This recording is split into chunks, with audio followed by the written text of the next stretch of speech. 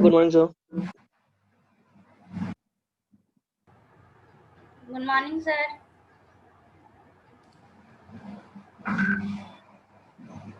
Good morning, sir.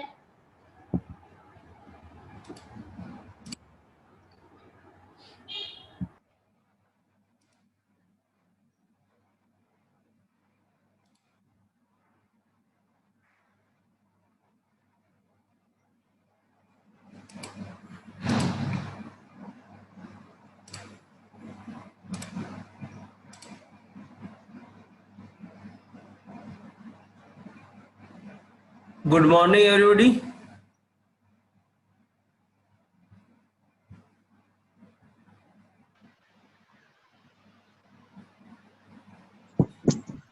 Morning sir.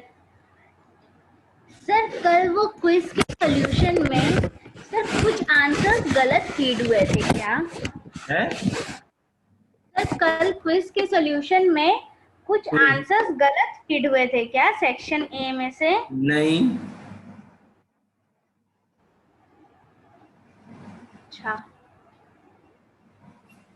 अरे वो quiz आप जो है जैसे सेंट्री फाउंडर करके फाउंडेशन करके है, उसी में है, सारे एक्सप्लेनेशन भी उसी में मिल जाएंगे।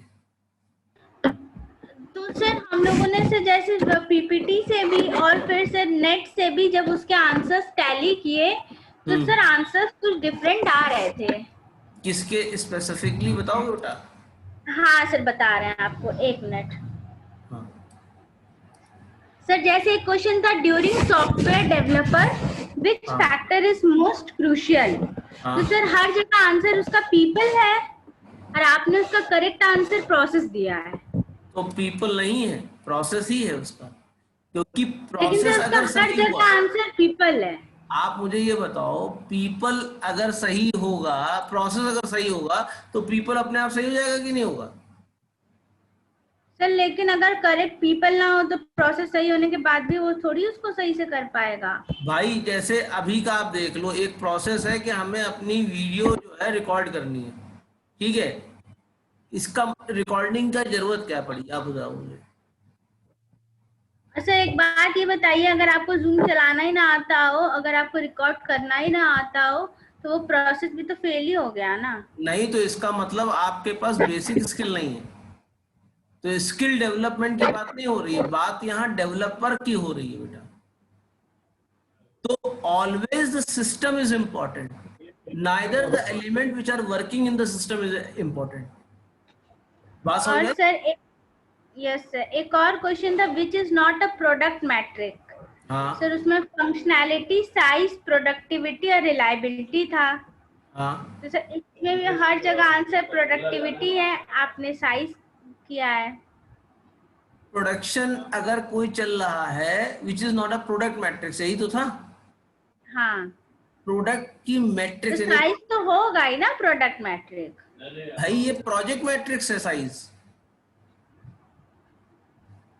आपको शुरुआत से मैं बता रहा हूं, आपने ध्यान नहीं दिया होगा कि जब भी प्रोजेक्ट मैनेजमेंट हम लोग करते हैं तो 3 बेसिक ट्राइड होते हैं, ट्राइंगल होता है, हाँ कॉस्ट, टाइम और स्कोप। तो साइज आपका किसमें आया? स्कोप में आया। तो स्कोप किसका हो रहा है? इसको मेजर किसके लिए कर रहे हैं? प्रोजेक्ट के लिए कर रहे हैं, ना कि प्रोडक्ट के लिए कर रहे हैं। प्रोडक्ट तो प्रोजेक्ट का आउटकम है, रिजल्ट है, ठीक है ना? ठीक है सर। और sir infrastructure software is covered under generic product, customised product, generic and customised and none of the above. हाँ। तो सर इसमें भी जेनेरिक हम लोगों ने किया है, क्योंकि सर जेनेरिक है सर उसमें। और सर इसका आपने कस्टमाइज्ड किया था शायद। इसमें वर्ड का यूज किया है, इंफ्रास्ट्रक्चर। Infrastructure management.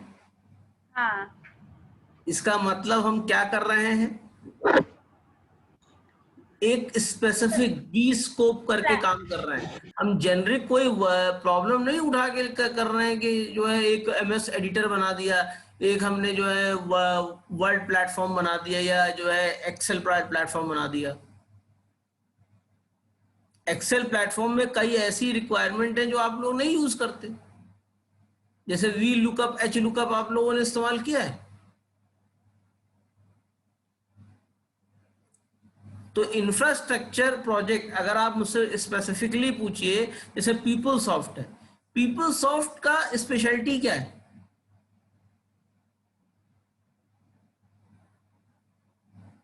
और एसएपी है, एसएपी की स्पेशलिटी क्या है? क्योंकि दोनों ईआरपी हैं। Yes sir. तो पीपलसॉफ्ट कहाँ यूज करते हैं और कहाँ सैप यूज करते हैं? Why the college hasn't gone for SAP?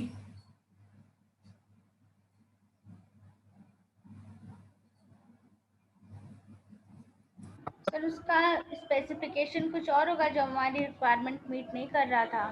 तो भाई वैसे तो एजुकेशन इंडस्ट्री के लिए कोई, अब एजुकेशन को भी मैं इंडस्ट्री कह रहा हूं। एजुकेशन पहले सेक्टर कहलाता था, अब इंडस्ट्री हो गई है, क्योंकि हम आपको, आप जैसे प्रोडक्ट्स को निकाल रहे हैं,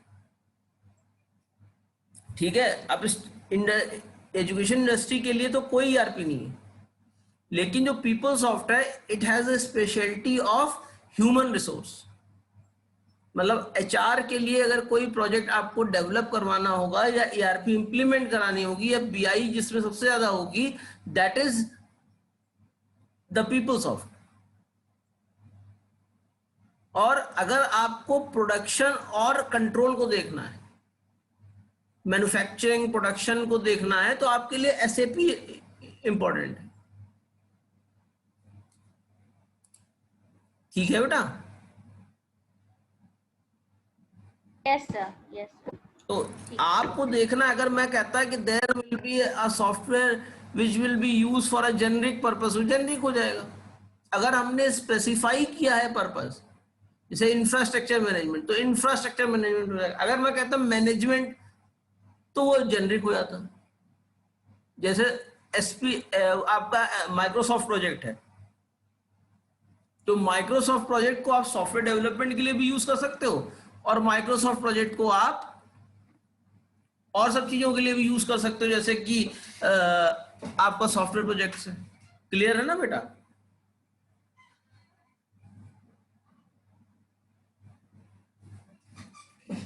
कोई प्रॉब्लम? तो जब आप नो सर, क्या करो नो ना, सर। तो ब्रॉडर एस्पेक्ट लेके चला करो। ठीक है सर। और जो पहली नजर में सही लगता है, जरूरी नहीं कि वो सही हो, और कोई आपको दौड़ा तो रहा नहीं, जल्दी जल्दी जल्दी जल्दी करो। और जो आपके वो वाले सवाल थे, कहते जो सेक्शन 2 के थे, वो तो सारे पीपीटी गए थे कि नहीं थे? Yes sir. यस सर, वो सही हुए हैं। तो मैं यही कह रहा हूं कि इसमें थोड़ा सा, और जैसे हाईएस्ट 27.5 गया है और लोएस्ट 18 गया है, मार्क्स अपलोड भी मैंने कर दिए हैं। ठीक है, अब आपका एक सरप्राइज आज अभी शेड्यूल करूंगा, ठीक है? Okay sir. क्योंकि हमको 10 सरप्राइज कराने हैं।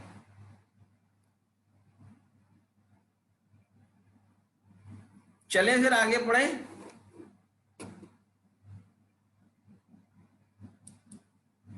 आईएसओ सर्टिफिकेशन और एसईआई सीएमएम में अंतर क्या है? पहली अंतर तो आप ये समझ लो कि आईएसओ जो है वो किसी भी फर्म के लिए काम कर जाएगा, जबकि सीएमएम केवल सॉफ्टवेयर या आईटी प्रोजेक्ट्स के लिए ही वर्कआउट करता है। क्लियर हो गया पहली चीज? तो जैसे यहां पे लिखा है, ISO 9000 is awarded by an international standard body, therefore ISO 9000 certification can be quoted by an organization in official document, communication with external party and the tender quotation. कि हम बताते हैं कि किस तरीके से हम आईएसओ सर्टिफाइड है, तो इंटरनेशनल बॉडी होने की वजह से लोगों का विश्वास बढ़ जाता है। जैसे आप लोग घर के लिए कोई सामान लेते हैं तो आईएसआई मार्क का यूज करने वाला सामान देखते हैं, तो आईएसआई मार्क का मतलब क्या है कि उसकी जो क्वालिटी है वो काफी चेक की गई हुई है। जैसे कहा नहीं है था कि BIS हॉलमार्क दे के आप गोल्ड खरीदिए, तो इसका मतलब क्या है कि विश्वास हो जाएगा कि ये गोल्ड या ये चीजें जो हैं वो प्योर हैं, वो सही हैं, उसको मुझे यूज करना है। क्लियर है मेरी बात? जबकि CMM जो है वो अपने आप को असेसमेंट इंटरनली करने के लिए बनाया गया है कि हम किस लेवल पे हैं, हमारी जो कैपेबिलिटी है, जो हमारा काम करने की क्षमता है वो मैच्योर हो चुकी है। क्लियर है बेटा?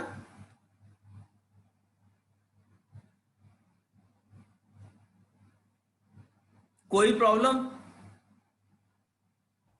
No sir. CMM was developed specifically for the software industry, therefore address many issues which are specific to software industry alone. कभी CMM जो है आपको ट्रेन को नहीं मिलेगा, ठीक है?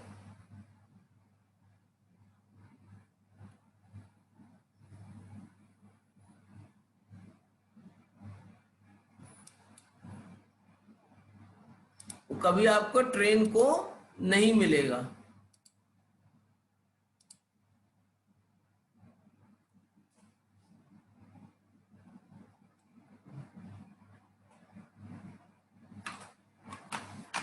वो आपको केवल सॉफ्टवेयर इंडस्ट्री को मिलेगा, जबकि आपने देखा होगा आईएसओ सर्टिफाइड ट्रेनें भी हैं। CMM goes beyond quality assurance and prepare an organization to ultimately achieve total quality TQM. In fact, ISO 9001 aims at level 3 of SAE CMM model.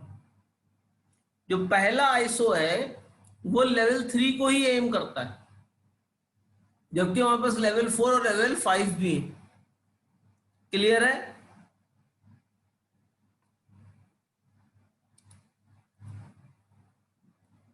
SAE CMM model provide a list of key processing areas on which the organization had at any maturity level need to concentrate to move from one maturity level to another, whereas ISO does not provide any guideline or key process areas or focusing point जिससे कि ISO का हम और लगातार continuous improvement करते हैं। वो कहता है what you do you just जो है राइट इट्स डॉक्यूमेंट, जो करते हो उसकी डॉक्यूमेंट्स को लिख लो। क्लियर है?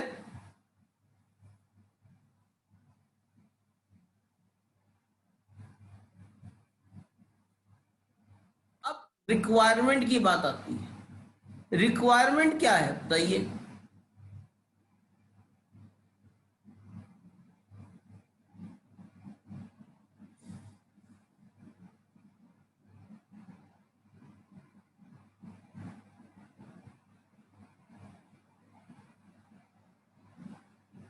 अब IEEE स्टैंडर्ड 610.12 में डेफिनेशन रिक्वायरमेंट की दी गई है, a condition or capability needed by a user to solve a problem or achieve an objective। यानी वो चीज जो किसी पर्टिकुलर ऑब्जेक्टिव को अचीव करने के लिए हम लिखना चाहते हैं या यूज करना चाहते हैं, उसको हम कहते हैं रिक्वायरमेंट। क्लियर है? द कंडीशन और capability that must be met or possessed by a system component to satisfy the contract formally imposed document। यानी जो जो चीजें कॉन्ट्रैक्ट में लिखी गई थी, अगर वो सारी चीजों को सेटिस्फाई करते हुए हमने अपने सॉफ्टवेयर प्रोडक्ट में प्रोवाइड कर रखा है, तो वो हमारी क्या होगी, रिक्वायरमेंट होगी। And the document representation of a condition और capability as in 1 and 2 is also known as requirement. Clear है? कोई प्रॉब्लम इसमें? No sir.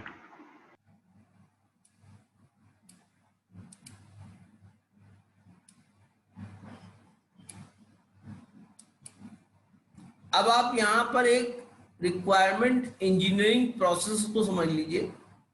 सबसे पहले फिजिबिलिटी स्टडी होती है, उसके बाद उसका आउटकम होता है फिजिबिलिटी रिपोर्ट।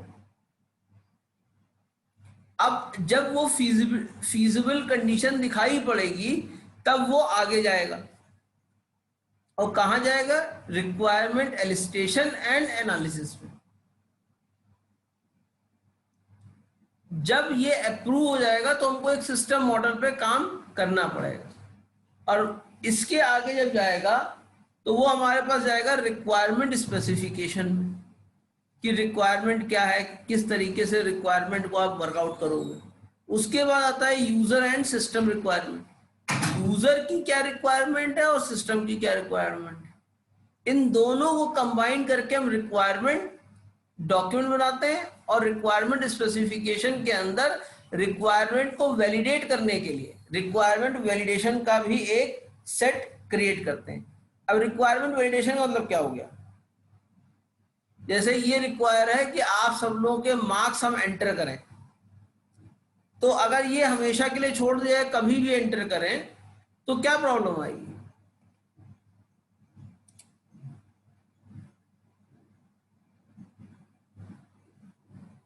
भाई तो क्या प्रॉब्लम आएगी, कोई बता सकता है?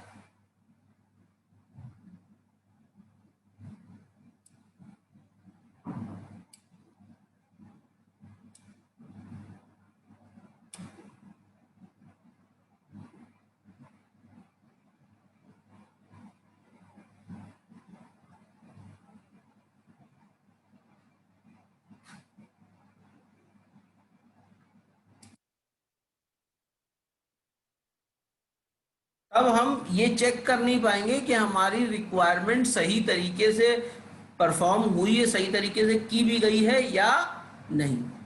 क्लियर है? Yes sir. आज बाकी लोग कहाँ गए भाई? आज जो है केवल 16 ही लोग आए, मतलब 16, एक तो मैं ही हूं।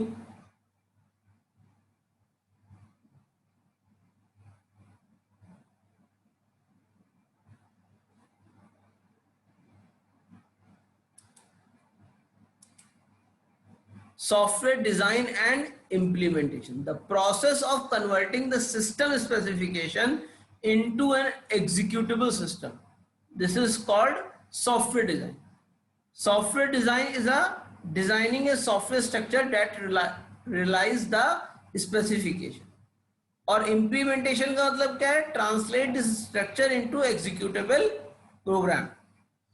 तो सबसे पहले हम सॉफ्टवेयर को डिजाइन करेंगे और उसके बाद सॉफ्टवेयर को इंक्रीमेंट करेंगे। क्लियर है? The activity of design and implementation are closely related and may be interleaved. Interleaved का मतलब क्या होता है? जुड़े हो सकते हैं। क्लियर है? Yes sir. क्योंकि जब तक आपके पास रिक्वायरमेंट नहीं आएगी आप सॉफ्टवेयर डिजाइन नहीं कर पाओगे, सॉफ्टवेयर डिजाइन नहीं कर पाओगे तो इम्प्लीमेंट नहीं कर पाओगे। तो इम्प्लीमेंटेशन और डिजाइनिंग में अंतर होता है। क्लियर है? Yes sir. तो डिजाइनिंग प्रोसेस में क्या क्या एक्टिविटीज आती हैं? जैसे आर्किटेक्चरल डिजाइन है, एब्स्ट्रैक्ट स्पेसिफिकेशन है, इंटरफेस डिजाइन है, कंपोनेंट डिजाइन है, डेटा स्ट्रक्चर डिजाइन है, एल्गोरिथम डिजाइन है। ये सब डिजाइनिंग कॉन्सेप्ट है। अब आप पूछिए भाई डिजाइनिंग में आदमी क्या सोचता है कि हम डिजाइन में खाली डेटाबेस डिजाइन कर रहे हैं और यूआई डिजाइन कर रहे हैं, जबकि किस कंपोनेंट के बाद इंफॉर्मेशन किस जगह पे जाएगी, इस तरह का आर्किटेक्चर डिजाइन भी आपको बनाना पड़ता है। किन किन चीजों को आप बाद में कवर करोगे, एब्स्ट्रैक्ट स्पेसिफिकेशन दोगे, उनको भी आपको क्रिएट करना पड़ता है। कोई कंपोनेंट कैसे क्रिएट हो रहा है हर कंपोनेंट का मतलब क्या हो गया, मान लो अगर हम डेटा एंट्री के लिए कोई डेटा एंट्री कंपोनेंट बना रहे हैं तो वो हमारा कंपोनेंट हो गया। तो उसके अंदर हमने क्या डिजाइन कर रखा है, डेटा का ऑर्गेनाइजेशन कैसा है, वो डेटा स्ट्रक्चर हो गया। कौन सी एल्गो हम यूज करें जिससे कि हमारा रिजल्ट एप्रोप्रिएट आए, वो हमारा एल्गोरिथम डिजाइन हो गया। क्लियर है बेटा?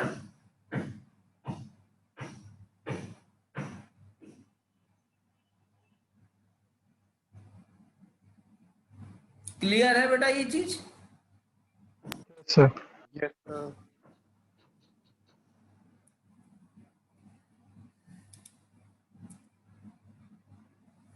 अब सॉफ्टवेयर डिजाइन प्रोसेस देख लीजिए। सबसे पहले आर्किटेक्चर डिजाइन होती है और उससे हमारा सिस्टम आर्किटेक्चर बनता है, और फिर एब्स्ट्रैक्ट स्पेसिफिकेशन होती हैं, और ये दोनों कंबाइन करके रिक्वायरमेंट स्पेसिफिकेशन कंप्लीट हो जाती है। इसके बाद हम एसआरएस बना लेते हैं, जिसको सॉफ्टवेयर रिक्वायरमेंट स्पेसिफिकेशन या सॉफ्टवेयर स्पेसिफिकेशन कहते हैं। इसके बाद हम डाइवर्ज होते हैं इंटरफेस डिजाइन करने, यूआई डिजाइन करने में। यहां से डिजाइनिंग एक्टिविटी हमारी स्टार्ट होती है। अब हम अपने प्रोडक्ट को डिजाइन करने जा रहे हैं। उसके बाद डिजाइन एक्टिविटीज के बाद हम कंपोनेंट्स को डिजाइन करते हैं, और वो कंपोनेंट स्पेसिफिकेशन होता है। कंपोनेंट बनाने के बाद हम डेटा स्ट्रक्चर डिजाइन करते हैं, और डेटा स्ट्रक्चर स्पेसिफिकेशन होता है। इसको बाद एल्गोरिथम डिजाइन करते हैं, और वो एल्गोरिथम स्पेसिफिकेशन होता है। क्लियर है? Yes sir.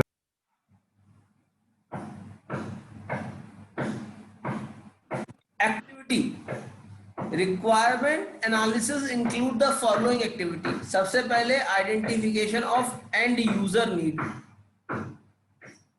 यूजर और क्लाइंट में अंतर हो सकता है। मेरी बात समझ में आ रही है आपको? जैसे IRCTC का एक वेबसाइट है, इसका यूजर कौन है और क्लाइंट कौन है?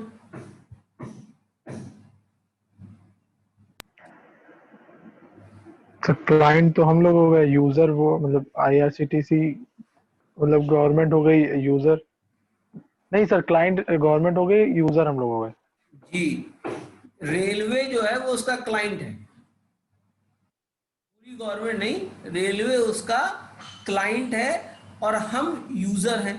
तो उसको किसकी नीड को आइडेंटिफाई करना है? क्लाइंट की नीड को तो आइडेंटिफाई करना ही करना है, लेकिन identification of and user need भी बहुत ज्यादा रिक्वायरमेंट है।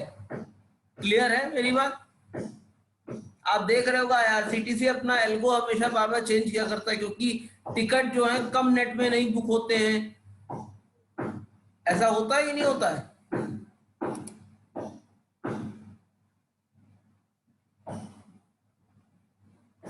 क्लियर है बेटा मेरी बात? Yes, sir. Preparation of corresponding document, that is called software requirement specification.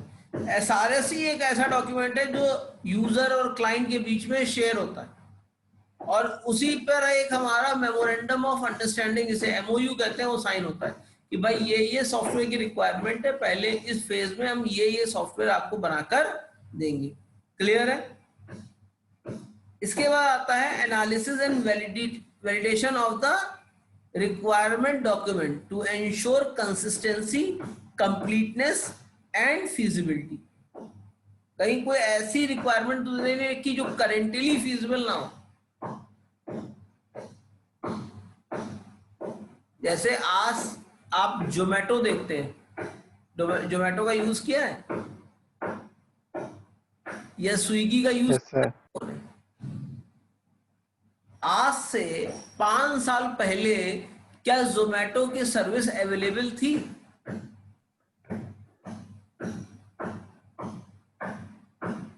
क्या फीजिबल थी?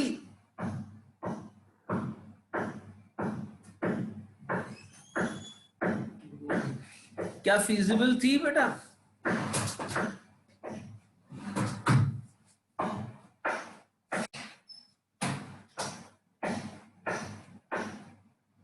भाई 8 साल 5 साल पहले क्या उबर, अर्बन क्लैब इस तरह की कोई भी सर्विस अवेलेबल थी या फीजिबल थी अवेल करने के लिए? नो सर, क्यों? नीड नहीं थी, रिक्वायरमेंट नहीं थी उस टाइम पे इसकी। तो नीड पैदा कर दी गई। सर वो take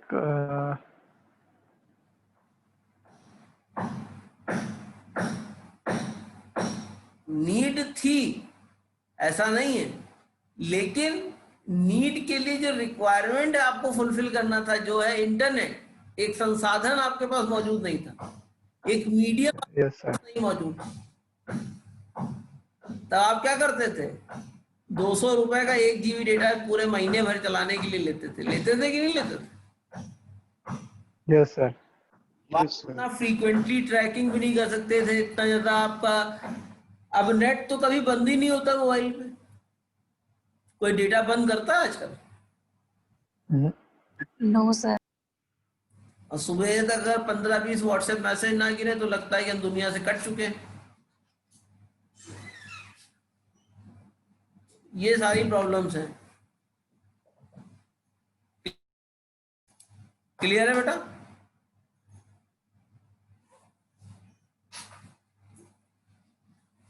yes sir. Without well written document developer को क्या दिक्कतें आएंगी? सबसे बड़ी दिक्कत ये आएगी, developer do not know what to build and customer do not know what to expect, और हमको भी नहीं मालूम होगा व्हाट टू वैलिडेट। क्लियर है? Yes sir. भाई क्या बनाना है, क्या देखना है और क्या वैलिडेट करना है, ये जो है किसी को पता नहीं चलेगा।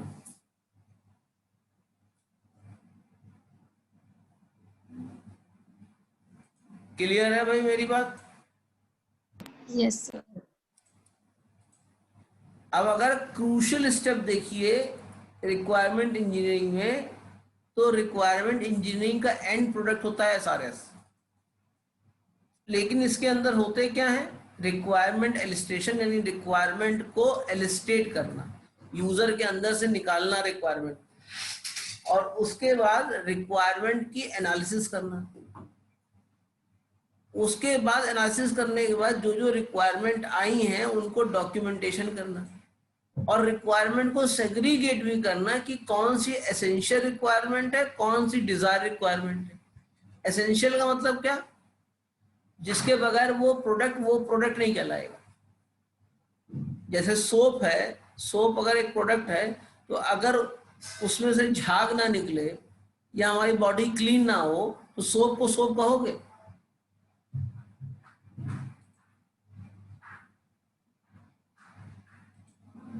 ये क्या है? हमारी necessary requirement, must be met requirement. Desired requirement क्या है? कि फ्रेगनेंस हमारी दिन भर रहे, दूध मलाई से युक्त हो। ठीक है ना? वो डव वाले साबुन को कहते थे दूध मलाई होती है, तो एक साहब जो है वो साबुन ही खा गए कि आज हम दूध मलाई का सेवन करते हैं। आप भी जैसे थे। और उसके बाद बनता है रिक्वायरमेंट डॉक्यूमेंट, फिर बनता है रिक्वायरमेंट का रिव्यू, उसके बाद हमारा SRS बनता है। SRS बनने के बाद हमारी रिक्वायरमेंट फ्रीज हो जाती है। क्लियर है? Yes sir. Yes sir.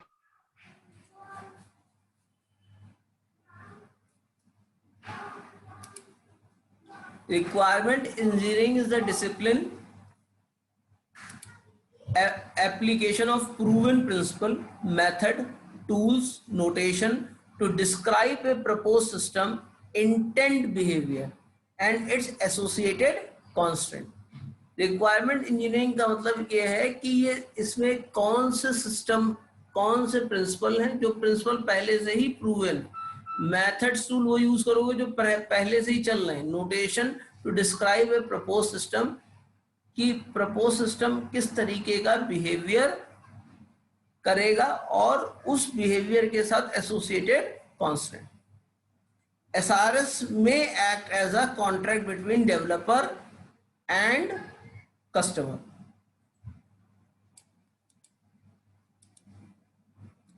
State of practice क्या है? Requirement are difficult to uncover. क्यों? Requirement always changes. Over reliance on case tool. Tight project schedule की अगर कुछ भी बढ़ा दिया गया तो हम काम नहीं कर पाएंगे, टाइट प्रोजेक्ट शेड्यूल हो गया। कम्युनिकेशन बैरियर, जैसे हम एक बार प्रभाव के साथ हम लोगों ने डिस्कस नहीं किया था, कम्युनिकेशन गैप हुआ था कि नहीं हुआ था?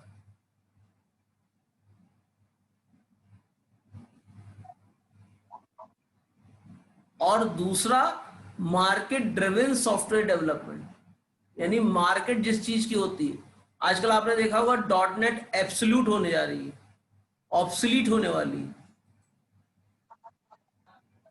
क्या आ रहा है उसकी जगह?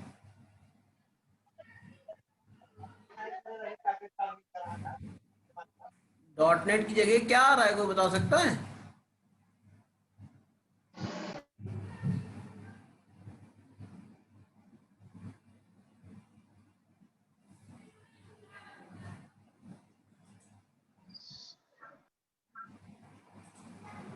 भाई कोई आप में से बता सकता है .NET के में क्या आ रहा है?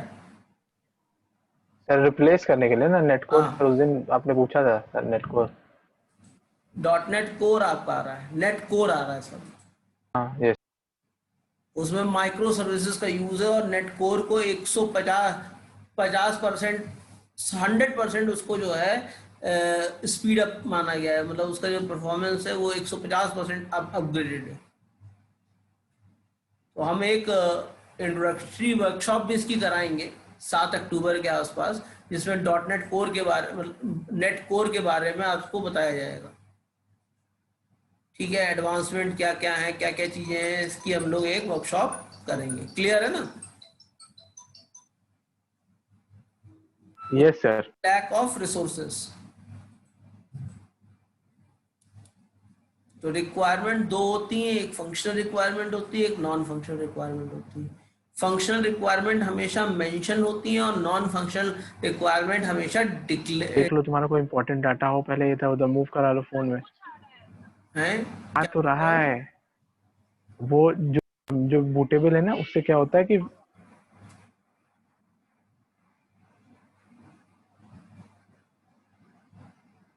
अरुण तुम मल्टी प्रोसेसिंग क्यों कर रहे हो? बूटिंग भी करवा रहे हो, क्लास भी कर रहे हो, दोनों काम कर रहे हो यार। नहीं सर, नहीं सर, वो एक कॉल आ गया था तो उसको सर ऑडियो भेज रहे थे सर बस। अच्छा, आवाज बिल्कुल आप ही की लग रही थी। सर हम ही थे सर, वो ऑडियो भेज रहे थे सर, वो बार बार बहुत सारे मैसेज कर रहा था, उसकी विंडोज उड़ गई तो सर एक ऑडियो भेज। चलो चलो ठीक है, कोई बात नहीं, काम करते रहो। मेरा कहना है कि फंक्शनल रिक्वायरमेंट हमेशा मेंशन होती है और नॉन फंक्शनल रिक्वायरमेंट हमेशा डिजायर्ड होती है। जैसे कोई ये नहीं कहेगा सॉफ्टवेयर हमेशा करेक्ट होना चाहिए, वो क्या है? नॉन फंक्शनल रिक्वायरमेंट है। सॉफ्टवेयर हमेशा रिलायबल होना चाहिए, कौन सी रिक्वायरमेंट है? ये हमारी नॉन फंक्शनल रिक्वायरमेंट है। क्लियर है ना? Yes sir. कोई प्रॉब्लम?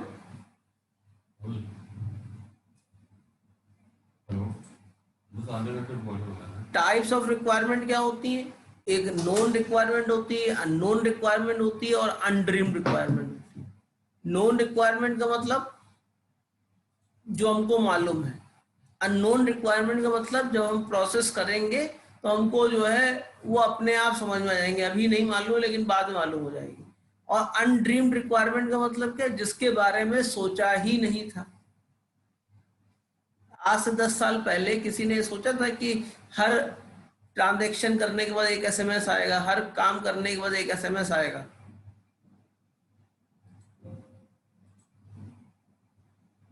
क्लियर है मेरी बात? Yes sir. Yes sir. Functional requirement describe what the software has to do. They are often called product feature. Non-functional requirement are mostly quality requirement that stipulate how well the software does and what it has to do.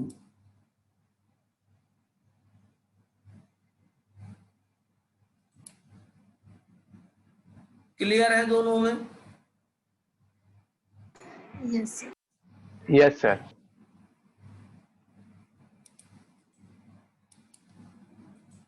तो for user availability, reliability, usability, flexibility, for developer maintainability, portability, testability, ये सब आपकी क्या है? Non functional requirement. Availability का मतलब क्या है? अगर यूजर ऑथराइज है तो उसको वो सिस्टम 24/7 तक के अवेल होना चाहिए। रिलायबिलिटी का मतलब क्या है? कि जो आंसर आ रहा है वो आंसर किसी भी लोकेशन पे वही आंसर होना चाहिए। यूजेबिलिटी का मतलब इतना आसान होना चाहिए कि यूजर उसको यूज कर पाए। और फ्लेक्सिबिलिटी का मतलब क्या? कि वो फ्लेक्सिबल हो according to the user requirement. For developer maintainability, maintainability का मतलब क्या है? कि डेवलपर उसको आसानी से स्केल अप कर सके। पोर्टेबिलिटी का मतलब क्या? कि अगर माइग्रेट करना हो फ्रॉम लिनक्स टू डॉस या एक जगह से दूसरी जगह पे माइग्रेट करना हो तो आसानी से वो पोर्टेबल होना चाहिए। और दूसरा आपका है टेस्टेबिलिटी, इसका मतलब क्या है? आसानी से उसको डेवलपर टेस्ट कर ले। क्लियर है? Yes, sir. Yes, sir.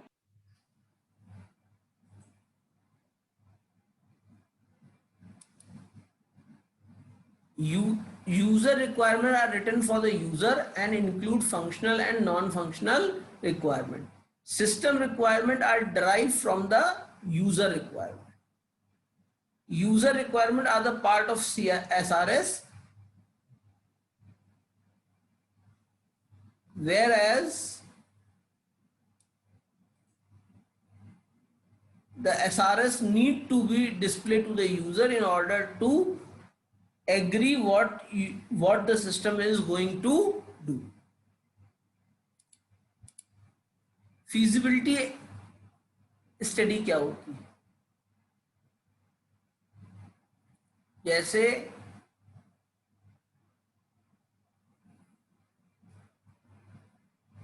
जैसे मान लीजिए क्या जो कंडीशन है वो आज के परिप्रेक्ष्य में कंप्लीट है, क्या हम उनको कर सकते हैं? तो फीजिबिलिटी स्टडी के दौरान यही सब देखा जाता है कि वो पॉसिबल है या पॉसिबल नहीं है।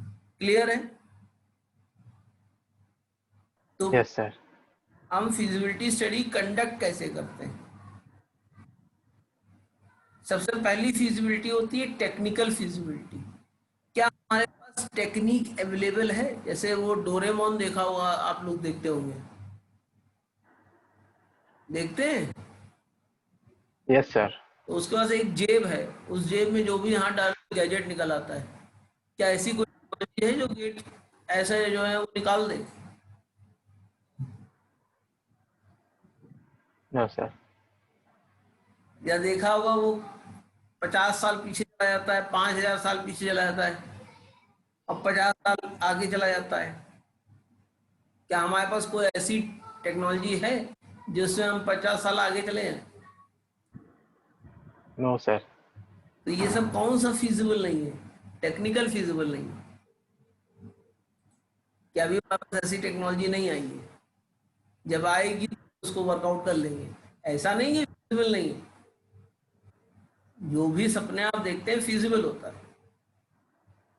Is it technically feasible to design a programming language using Sanskrit? This is another question. तो ये सब feasibility आती है टेक्निकल feasibility में। तो बाकी की feasibility स्टडी आगे करेंगे, आज इतना ही। ठीक है? Yes, sir. कोई प्रॉब्लम? सर सरप्राइज कह रहे थे सर आप?